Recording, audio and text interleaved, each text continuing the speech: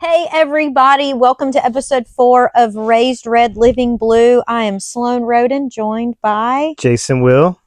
So happy to be here. Oh my gosh, it's like episode 4, it's becoming a thing. It is. Last time we talked, we had recorded right before Thanksgiving. Yeah. So how was Thanksgiving with the fam? Did y'all go camping? I did see on the gram, y'all got a Christmas tree. Yeah, we didn't go camping. Because it was so cold. I kind of sussed out. The kids still wanted to go, but yeah, it was a little too cold. So thankfully, my son has a new romantic interest, and so they were kind of attached to the hip for the break, and that got me off the hook. He wanted to stay at home anyway. Yeah, they were running around doing all kind of stuff, having a good time. So that was really good for me because I think I might have frozen to death. So nice. Yeah, what about you? We went to the farm. It was good for the most part. On Wednesday, we were prepping and getting ready and looked at the dog, and she was drooling profusely. And I called the vet, and he was like, oh, could be a number of things. And we took a syringe and shoved some hydrogen peroxide down her throat so she would vomit. We found out she ate a mushroom. So then we rushed her to the local vet and got her checked out. And so we got home, and my mom and stepdad came, and you know, you're like, you got that adrenaline high from all that and kind of come down. Well, then about 4:00 on Thursday, like outdoor, like playing some yard games, turkeys on the grill, we're almost ready to eat. And we look up and it happened again. The dog ate another mushroom? Yes. So now we found them in the yard, and my mom's just like, it's like having a child. And it's like, I guess. It really is. Yeah. Everything else just easy. Everybody was happy. No uncomfortable political conversations. Well, good. Yeah, we don't touch it with a 10-foot pole. And I'm slowly, like, I'm even watching less news now. Mm-hmm. I'm a political junkie, but I mean, it's so much, and it really does affect your mindset. So, well, let's get into gratitude real quick. Mine's going to be super short. I'm really busy with business right now, and so I'm just really grateful for that. Going to have a really strong end of the year and a fast start to 2025. So I just couldn't be more jazzed about that. So just eternally grateful for that. If you are in 100% commission-based sales, then you know how stressful that can be. So what about you? But because this past Tuesday was Giving Tuesday, and we got a lot of great organizations. If you're political, a great one that I believe in, that I contribute to, is both the ACLU and the ACLU of Alabama, especially in these times. But in the spirit of Giving Tuesday and gratitude, I want to play this clip from Jimmy Valvano's ESPY speech that he gave in 1993.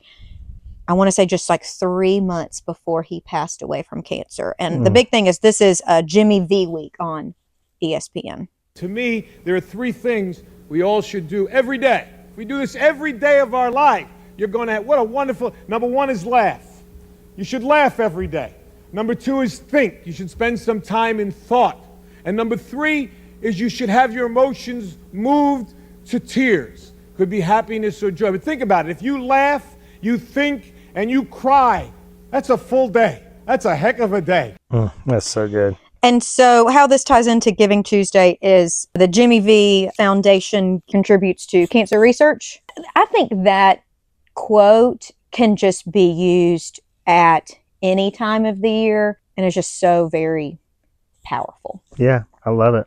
All right, let's take a little break. Okay, awesome. All right, you ready, Freddie? Yes. What's our big topic of the week this week? Okay, well, it's a hot button topic, if you will, and is everywhere with a lot of different perspectives, which I love a lot of different perspectives, but it is the Hunter Biden pardon. I don't think you can turn on the radio, turn on the news, turn on Facebook, if you will, without seeing some sort of headline or getting a professional or unprofessional opinion on the subject matter. I'm really interested to hear your take on this, because you're right. There's been a ton of outrage.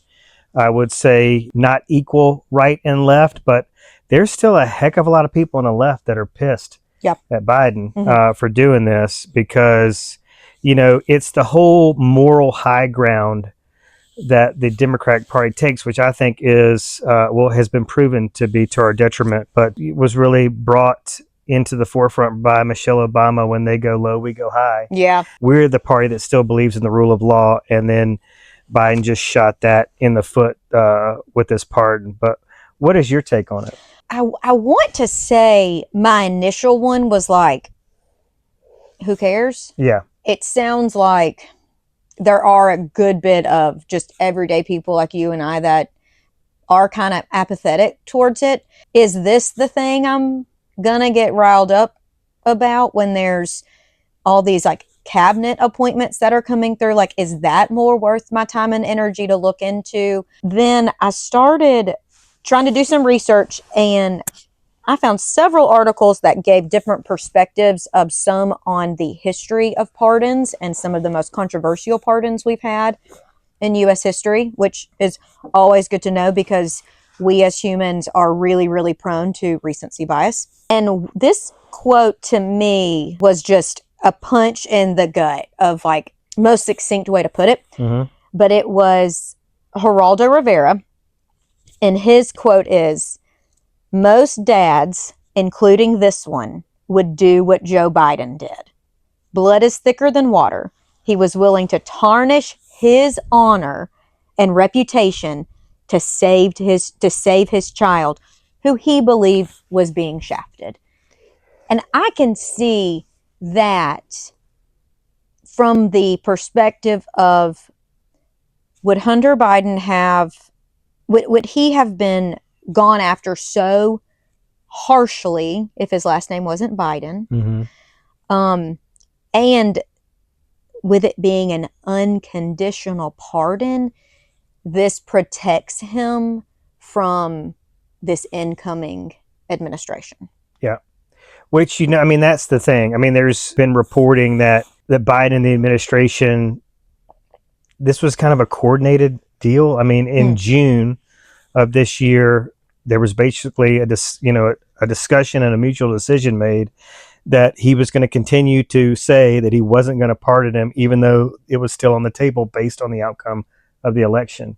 A lot of discussion as well. If Kamala had won, he wouldn't have pardoned him, and he would have served a reasonable amount of time. I think it's the reality, not the fear, is that Trump was going to make an example out of this. Mm-hmm. The Trump DOJ, there was going to be a lot of pressure to, lock him up and throw away the key. And a lot of people were going to support that. Mm-hmm. But the problem we have is, I think it's more of a credibility problem. And here's a quote from Tommy Tuberville, our prized senator from Alabama. He said, "If it was my son, I would have pardoned him too. But here's what I don't like. Don't lie to us." All right. So, but we can't, this whole lie thing is a trap. It is, because okay, we will never know what his true intention was. Did he truly feel in his heart that he wasn't going to do it and then changed his mind? I don't see why people can't have the opportunity and the grace to change their mind. Who is to say that Biden was lying to us? And people are saying, well, Biden lied to us, and he made his staff lie to us, and he made his press secretary lie to us. And I could be too naive and maybe idealistic about it. Well, I think it goes back to Biden was supposed to be a one-term president. His goal, the mission was to make sure Trump did not get reelected. And we know what happened. Yeah. And a lot of speculation about what that would have meant for the race and whoever would have been, the Democratic frontrunner for president and all that stuff, if he would have stayed true to his word. And then, I thought in my heart of hearts that Kamala was going to win. But even with that, I was like, just pardon your son, dude. I just thought it was bullshit from the beginning. How could he not? But if indeed Kamala had gotten elected and he would have gotten, maybe a year or two sentence, it probably wouldn't have been the worst thing for him, because he's a very troubled guy, it seems. But the whole time, it just seemed like this is another setup for failure. And this is exactly what happened. Kind of played right into it. It just played right into it. And then, we've gotten into this place where it's like, I was talking about moral high ground, but it's like, all right, every politician lies or every party lies, but which party lies the most or the worst or tells the most harmful lies. And this wasn't near as bad as undermining the public's trust in the justice system and the electoral process like Trump has done. I mean, if Tommy Tubbs is going to get real fired about somebody lying, and they're all like, they want the Bible with the Constitution, the Bill of Rights on it, but yet it's like, we're for the Constitution, but we're for free speech, like we've talked about before, but I just think we have begun to normalize kind of a downward spiral of morality. Yeah. And I've had friends of mine say, like, to hell with the moral high ground. It's not getting us anywhere. We continue to lose at this game. Like, we might as well play with the same set of rules. What points, well, real quick, sorry to interrupt, but what points would the Democratic Party get if Biden let Trump railroad his son? I don't think there's nothing we could have gained from this. Yeah. And then in terms of what we had to lose, it's big in the news cycle right now. Like you said, it's all over the place, but this is going to, oh my gosh, fade quickly. Speaking of fading quickly, I think I know where you're going now. Are you going to talk about some of the pardons? Yes. So some of the controversial pardons in U.S. history. Well, and that's what some people have looked at too. They're like, look, with these appointments, these cabinet appointments, and these pardons, I mean, the January 6th hostages, I mean, give me a freaking break. Yeah. Like, that was a peaceful protest. I'm so glad you brought up January 6th, because it's like, Trump ran on the fact of, I'm going to pardon every one of these people who he believes were wrongfully accused and we believe, committed treason. And then Biden's like, well, you're going to do all that. Like, I'm at least going to save my blood. But then Trump would not be the first president to pardon someone who had committed treason. Former Confederate soldiers, not treason, but Nixon pardoned Jimmy Hoffa, jury tampering and pension fund fraud. Gerald Ford pardoned Nixon. Mm-hmm.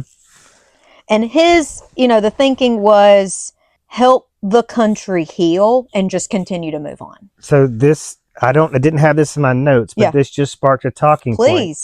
Because there have been some calls from the middle, I would say, even from the left, for Biden to pardon Trump. I wanted to get your take on that. Like, especially after this. Is it more of like a strategy thing? Well, I don't know. Like, you go low, we go. I don't quite. I either can't figure it out or I've not been told. So I guess both of those are true. I don't get what that does. This is my understanding of it anyway, is that this is a way for, I think, as you just mentioned with the Nixon pardon, the country to heal. But it's like, all right, I pardoned my son. I said I wasn't going to do it. And the thing is, he said it over and over and over and adamantly that he was not going to do it. Yep. And so I know, and just come out and say, I changed my mind, and y'all can interpret that as a lie. But I also think in the act of fairness and good faith and goodwill, I'm also going to pardon Trump, and maybe we can just put all this behind us, because the Trump-Biden nastiness has been around for a long, long time. Yeah. But does he deserve the grace? And is this the same thing? Because a lot of people, you're right, are saying, like, the Democratic Party needs their own Mitch McConnell, who is smart and ruthless, and Chuck Schumer is a complete and total boob.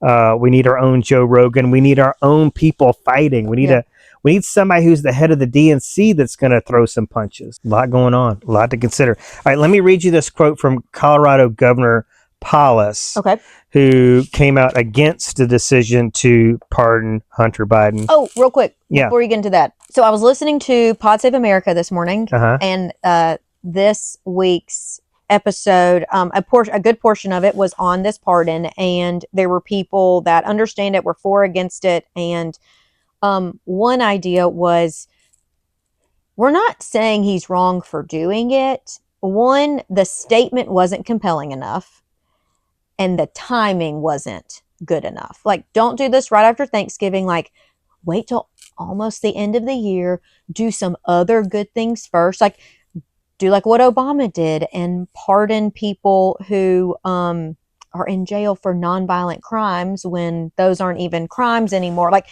get some like really good wins, and then kind of do this one on the way out, and then maybe not a full unconditional, but like reduce the charges. Those were some interesting ideas.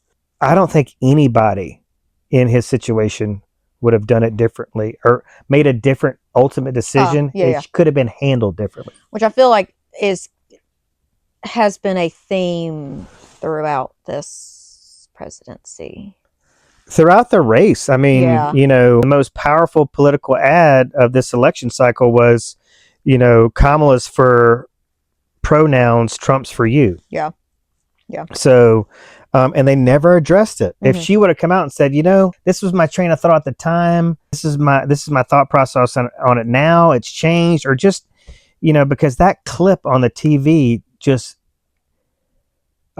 literally think about this. Mm-hmm. People believe that their kids are going to school and coming back, going to school hetero, coming back transgender. Mm-hmm. There are people at Trump rallies. I've seen millions of clips, people saying that that they can just be made gay. So, that's why they got to do these book bans, and that's why they've got to make sure Kamala doesn't get elected, because, if she's elected, I might be gay the very next day. This is kind of related. This was a really interesting set of Instagram slides I saw. It was one post, multiple slides. And it was, well, why are there like so many gay and trans people now? Like, where did they come from? I would argue, because like now you can't be discriminated for being gay from your employer. The threats of just like living your life aren't as bad. But the one that hit me square in the eyes is, it goes back to the AIDS epidemic. We lost so many gay men, trans people during that I don't know the numbers, but like there are so few older gay men that like aren't there to like help lead this new generation because they died. Mm-hmm. And again, that recency bias, and two, would require you to like go out and learn something, but also like face an epidemic that like really is a stain on our history. I mean, we did not handle that well as a society. But this is like for real. This is a for real issue where it's like, unless it has a religious kind of significance, or unless it's, if it's referenced in the Bible, then you don't have that freedom, or you don't deserve that freedom. Yeah. It's like, we believe in freedom. We believe in the Constitution. We believe in free speech. But if the Bible's against it, then you can't do it, or it shouldn't be done. And this is like, I just don't understand, when we're talking about double standards, why don't people see this? Like, taking away a woman's right to choose, to me, just inherently is unconstitutional. Yeah. Telling parents, making medical decisions for parents and their children, unconstitutional. Seems like an overstep. Seems like some government overreach to me. Yeah. So small government,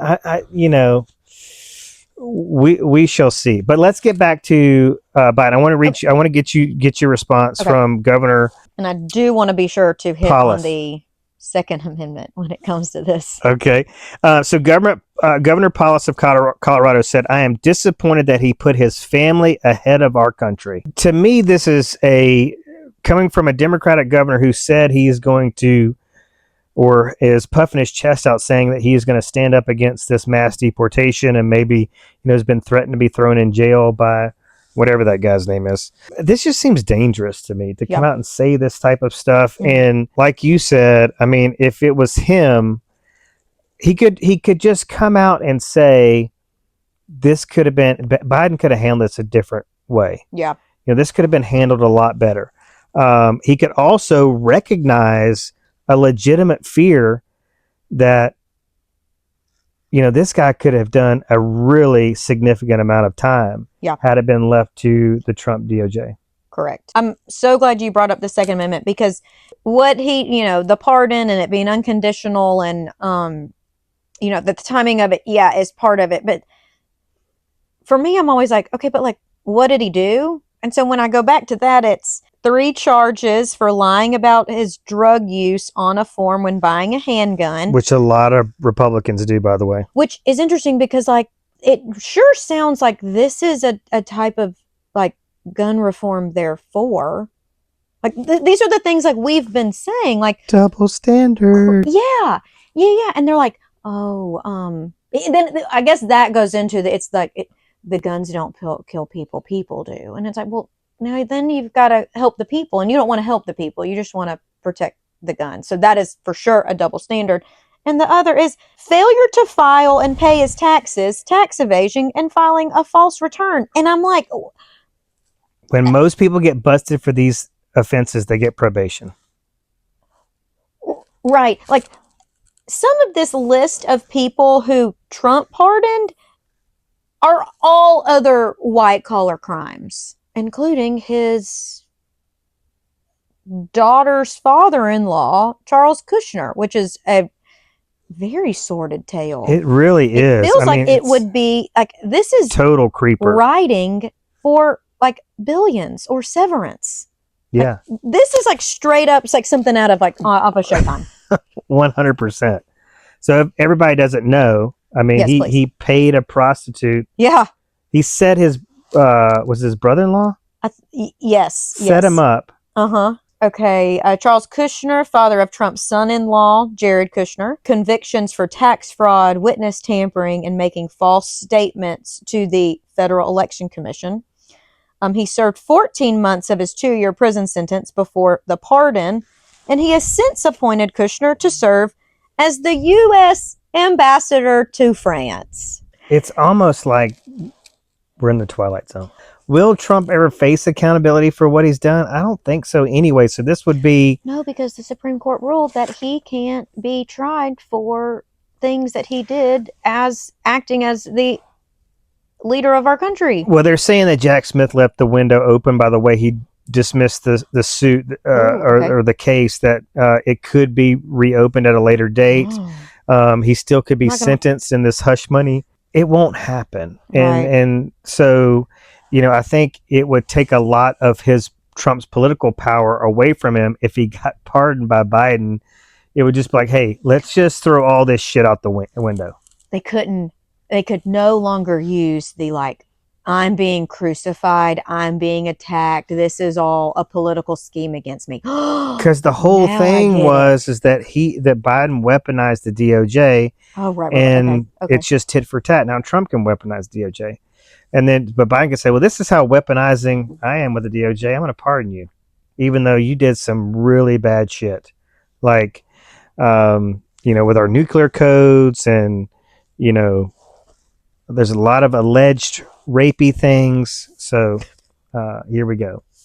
There's something I wrote down here in my notes about the MAGA era that we're in. Okay. There is a lot of footage, a lot of clips, a lot of video, and it's stupid stuff. It's like people from Comedy Central or The Daily Show going to Trump rallies and going, hey, would you rather vote for Putin, or if you had to choose between Kamala and Putin, who would you choose? And they go Putin. Yeah. Every time. Yeah. They're not even thinking a second. It's like, bam, Putin. Right. Well, and it's like, what do you think of Taylor Swift? She needs to shut up and sing. What do you think of Kid Rock? Oh, we love Kid Rock. Double standard. I mean, we got to start calling this stuff out, no matter what side we're on, and just going, hey, we're not going to stand for this anymore. We need to do better as a society, as political parties, as neighbors. I mean, we've got a lot of work to do. And I think one of the problems, especially in 2016, but then I think 2020, the Democratic Party had a common enemy of Trump, but we suffer from the big tent theory.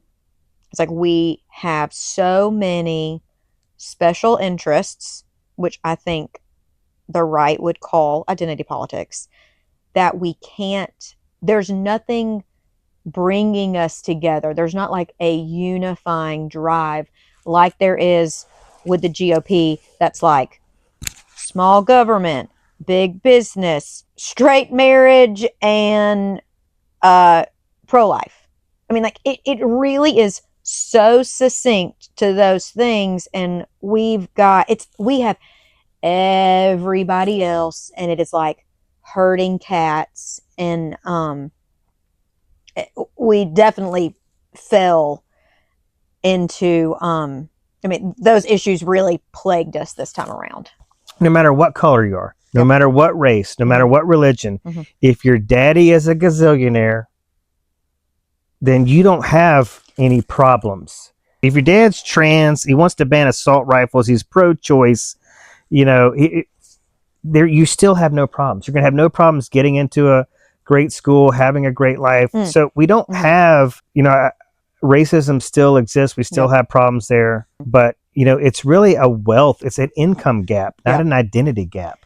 The saying that hit me so square between the eyes that I continue to go back to is, children of the wealthy wake up on third base thinking they hit a triple. Damn, that's good. Yeah, so that's the problem, and that is the small part of the population, and there's just such a disparity between people that have money and people that don't. And those people that don't went out to the polls this election cycle and voted for who they thought were going to help them and who was hearing them. And in some cases, or a lot of cases, they weren't wrong. But as you know, we were kind of joking before we hit record, there was another headline that I thought about, you know, bringing up in our final segment about there's a lot of Republicans going, oh shit, what do we do? Yeah. Who do we vote for? Yeah. Is he really going to do this?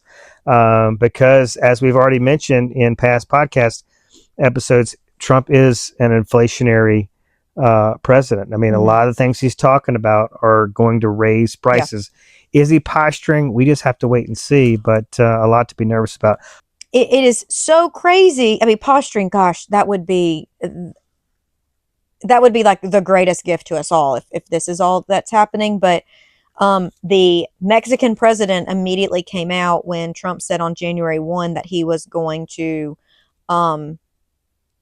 tariff goods from Canada and Mexico, which goes against like his own trade policy deal that he passed when he was president the first time. So it's like there's like things that he's spewing that don't make sense. Well, he also said like, they both said like the meeting was productive and it went well, but Trump framed it one way and she goes, no, it didn't happen that way. Like to where she was like, oh, yeah. And she was like, bullshit. Yeah. So we should see. Any final thoughts on Hunter Biden? I am going to go with a point that my new favorite Alabama representative said, Mr. Shamari Figures, and it was, this does not bring jobs to Alabama and does not help the residents of Alabama or bring infrastructure to Alabama, and it's not what he's about. So it's been good. I've read, I've learned some things. I'm good to close this chapter and start the next fight. I love that. What about you?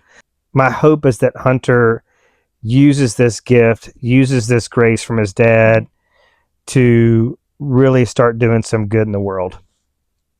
You know, start becoming a positive force for positive change, you know, use his status or place in the world, his wealth, I don't know, you know, what all the benefits, all the privilege that he has, start using that for positive change in the country, and I'll be good. Okay. All right, let's take a break. All right. Let's go to headlines. John Roberts leads the charge to uphold the ban on trans care. And I will say, by the time this comes out next week, I mean, we're going to be in real time. It's going to be a few more days into this. We're recording this on Thursday, December the 5th, and I think they just started hearing. I know it wouldn't be hearings, but it started yesterday. Yeah. So we're still in the very beginning phases of it. But it looks like it's going to be a 6-3. I mean, I think it's kind of inevitable. We'll see. I've heard, there's some great arguments being made, for this ban to be not upheld. But I just think this is the way it's going to go. Yep. It's a conservative court, and that's what we're going to see. But I wanted to get your take on this as, I don't, Oh, can I give a little background before we go into my opinion? Yeah. Okay. This is from Vox. This case involves a 2023 Tennessee law that prohibits trans youth from receiving medical treatments such as puberty blockers and hormone therapy if those treatments are prescribed to help them transition. Notably, the law is quite explicit that its purpose is to encourage minors to appreciate their sex and to prevent young people from becoming disdainful of themselves. And so one of the big things here is Tennessee is saying these children, along with the approval of their parents and their medical providers, cannot make this decision altogether. My understanding is these minors cannot go seek this legally. I don't know where a minor could seek medical care without parents' permission, but I mean, this is all under the umbrella of it would be with approval of the parents. And the scary thing with this is, does this open the door to discrimination based on sex? I would say this is a very complex issue. Yep. I really struggle with a lot. I think we both agree that if you're born a man, you shouldn't compete against a woman in sports. Do we? There's some nuance there. Like maybe like chess. Well, yeah. Table tennis. I don't know. I don't have it pulled up, but ping pong. Biden did. He really left it up to the states to decide and individual communities. But the big thing was like, should not compete when it comes to like safety. So if you're talking about like a non-contact sport, that's very different than a contact sport. Well, they had Bill Maher had Neil deGrasse Tyson. Is that how you say his name?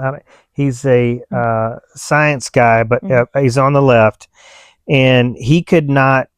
There was a mention of this in some scientific journal that was saying that the physical abilities, there's not so much of a gap that separates men and women physically. It's more of a societal thing. Okay. So like, I guess, women they've been so oppressed and just haven't been given the opportunities to compete and show what they can do. And back to Title IX, which only passed in 1972. Bill Maher was fired up. He was like, "You've got to be shitting me, man." I mean, there's a definite physical advantage that men have over women.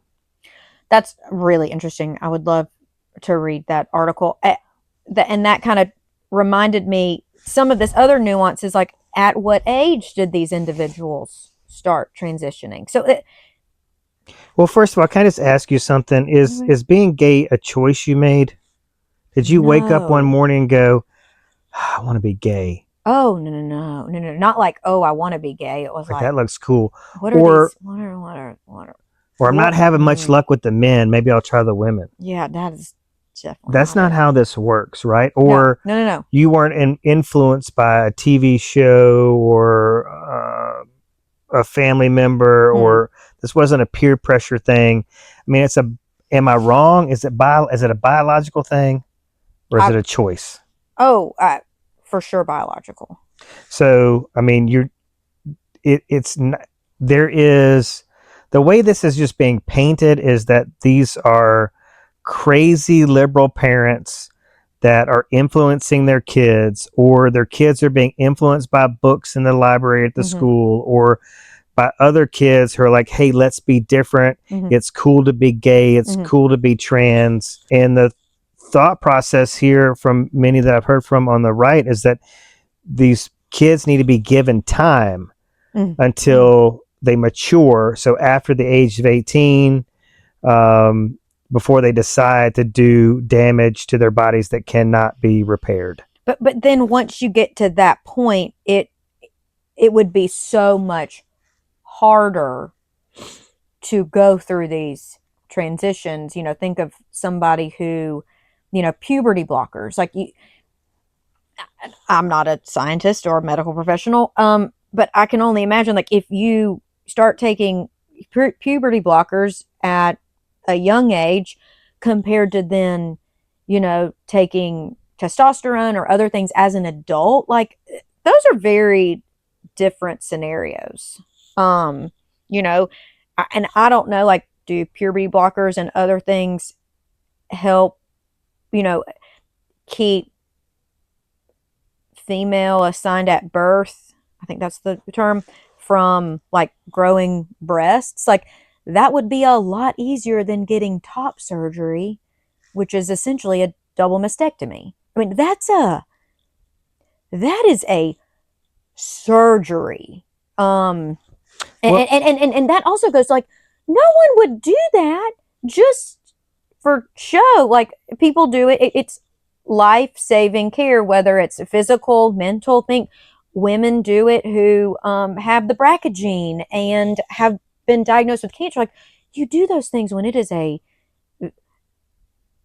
like you almost like don't have another choice, and these people feel like they don't have another choice. Like they feel like they're dying within themselves because they cannot be their true selves. It's living in the closet within your body. Yeah. Oh my God, that's so good. That's such a great way to explain it.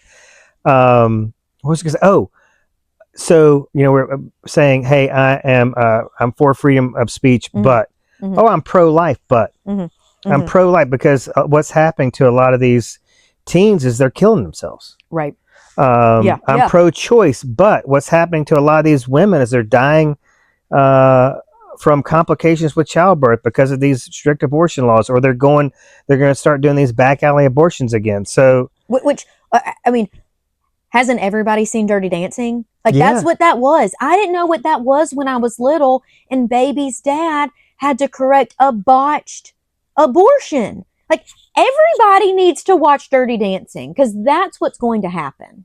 Love that. Great soundtrack too. I'm so glad you brought up Dirty Dancing. One of the greatest movies of all time. God bless Patrick Swayze. All right. So anything else on this? Yes. People think, I think this also goes back to, well, why is everybody gay now? Or why are there so many other gay people? And it's like, well, they've walked among us forever. There are societies, especially, in, I don't know if in all or certain Native American cultures, where there's more than two genders, or there's no gender at all. Like, there are arguments that gender is really a patriarchal and colonial mindset. And so this has been around, but I also want to throw out some like props, and this is not what we're going to really get into, but so important. I mean, there's very important trans people throughout American history, and I want to give a big heads up to everybody who doesn't know, to Marsha P. Johnson, who is a Black trans woman, and she is known for throwing the first brick at the Stonewall riot. Wow. That then became what we now know today as Pride. Wow. At Stonewall Inn on Christopher Street in the West Village in New York. That's awesome. Yeah. Yeah, I don't think encouraging people to dig a little deeper than the headlines would hurt you, would kill you. I mean, there's a lot of science around the fact that, for example, let's just use Birmingham as the blue dot.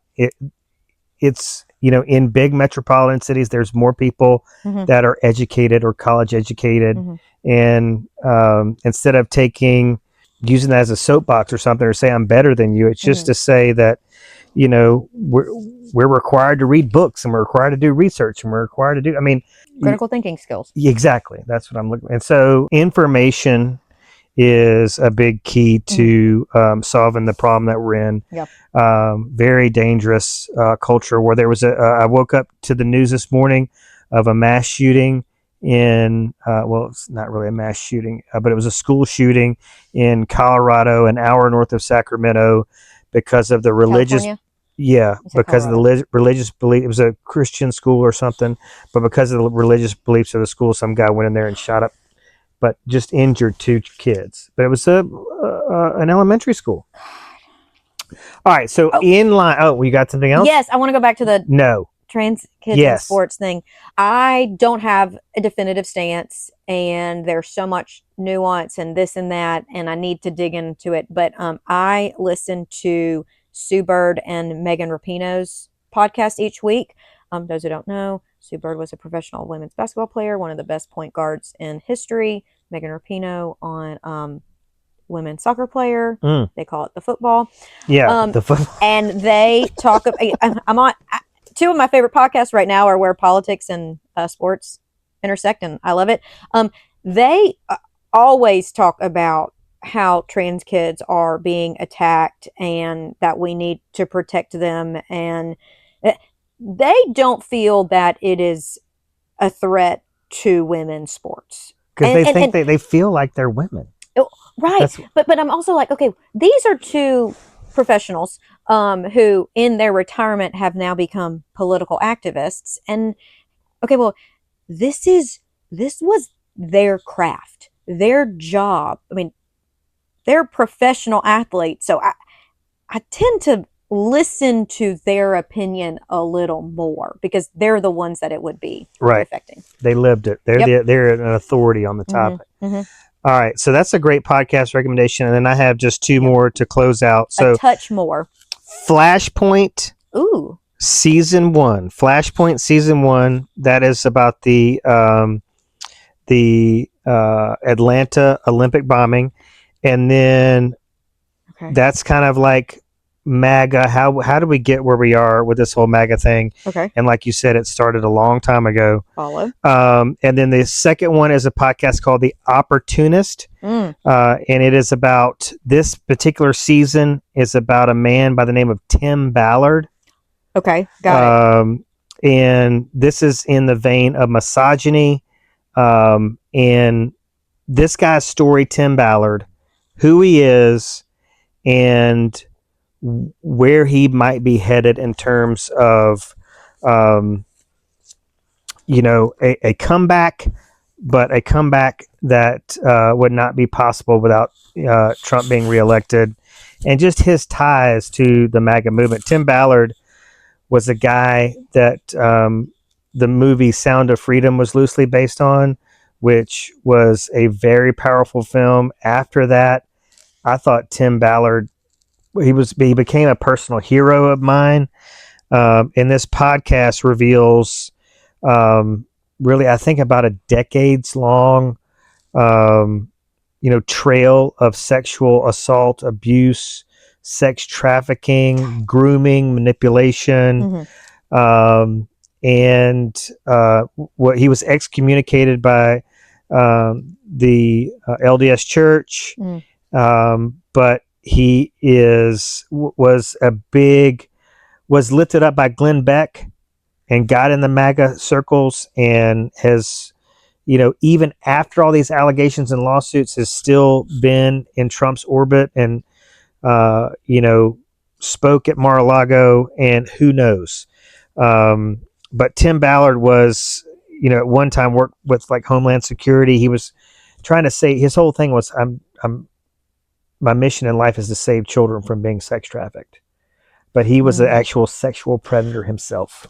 Not against children, but against women. Methinks you doth protest too much. So this is crazy. I mean, I think people need to listen to this podcast and then look around to what's going on with these cabinet appointments and, what Trump's history with women has been. Even if you just want to focus on the adultery, I think that would be a good place to start. Mm-hmm. All right. So, we're finally on Apple Podcasts. Yes. So we are now on Spotify, Apple Podcasts, YouTube. Uploaded to YouTube, TikTok, and we have a new Instagram page. Oh, we do? Yes. Raised Red Living Blue Pod.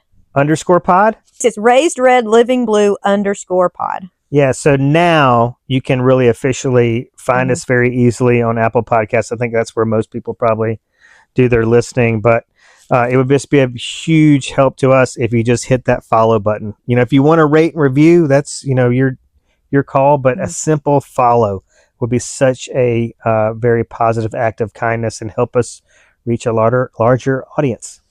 I love it. Okay, y'all. Thank y'all so much for tuning in. We will see y'all next time. Bye.